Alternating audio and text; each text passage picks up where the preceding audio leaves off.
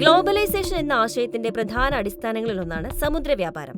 ലോക സമ്പദ് വ്യവസ്ഥയുടെ വളർച്ചയ്ക്കും അന്താരാഷ്ട്ര ബന്ധങ്ങൾക്കും സമുദ്ര വ്യാപാരത്തിന് വലിയ പങ്കു തന്നെയുണ്ട്.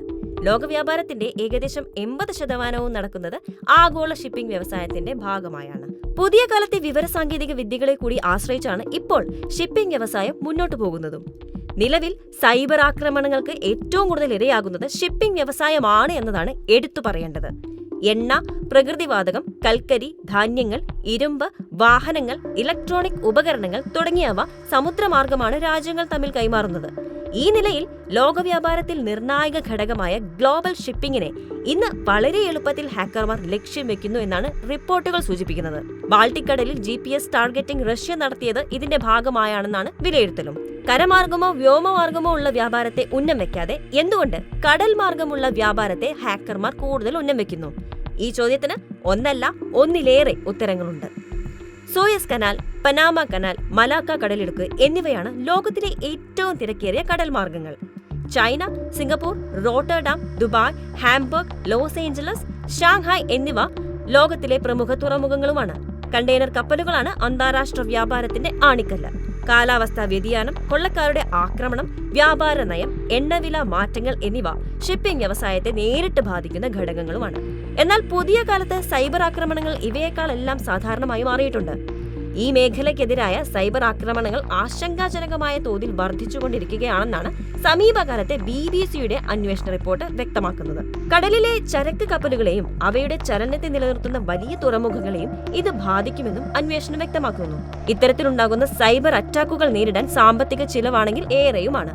2022-നും 2023-നും ഇടയിൽ ഒരു ആക്രമണത്തെ നേരിടാനുള്ള ചിലവ് $5,50,000 എന്ന നിലയിൽ ഇരട്ടിയായി വർദ്ധിച്ചുവെന്നാണ് കണക്കുകളും സൂചിപ്പിക്കുന്നത്. സഞ്ചാരത്തിന് തടസ്സങ്ങൾ ഉണ്ടായാൽ ഷിപ്പിംഗ് കമ്പനികളുടെ ചിലവുകൾ വളരെയധികം വർദ്ധിക്കുകയും അവയുടെ ശേഷി കുറയാൻ കാരണമാവുകയും ചെയ്യും. ഹാക്കർമാർക്ക് എളുപ്പത്തിൽ ചെയ്തെടുക്കാനാവുന്ന ഒരു റാൻസം വെയർ ആക്രമണം ഉണ്ടായാൽ പോലും തുറമുഖ പ്രവർത്തനങ്ങൾ സ്തംഭിക്കുകയും കയറ്റുമതി വൈകുകയും ആഗോള വിതരണ ശൃംഖലകളിൽ തടസ്സങ്ങൾ നേരിടുകയും ചെയ്യും. ആഗോള തലത്തിൽ തന്നെ സൈബർ കുറ്റവാളികൾ ലക്ഷ്യമിടുന്ന 10 പ്രധാന ലക്ഷ്യങ്ങളിൽ ഒന്നായി ഷിപ്പിംഗ് ഇന്ന് പട്ടികയിൽ ഇടം നേടിയിട്ടുമുണ്ട്. ഇതുവരെയുള്ള കണക്കുകൾ നോക്കുകയാണെങ്കിൽ ആക്രമണങ്ങളുടെ നിരക്ക് കുതിച്ചുയരുകയാണ്. 2021-ൽ ഇത് വെറും 10 ആയിരുന്നെങ്കിൽ കഴിഞ്ഞ വർഷം അത് 64 ഉയർന്നിരുന്നു. അതിൽ പല ആക്രമണങ്ങളും റഷ്യ, ചൈന, ഉത്തര കൊറിയ, ഇറാൻ എന്നീ 4 രാജ്യങ്ങളുടെ പ്രവർത്തനങ്ങളുമായാണ് ബന്ധപ്പെട്ടിരിക്കുന്നതെന്നാണ് റിപ്പോർട്ട്. ടെക്നോളജി വളർന്നതോടെ ഹാക്കർമാർക്ക് ഒരു ഷിപ്പിംഗ് വ്യാപാരത്തെ ആക്രമിക്കാൻ ഇപ്പോൾ പല വഴികളുമുണ്ട്.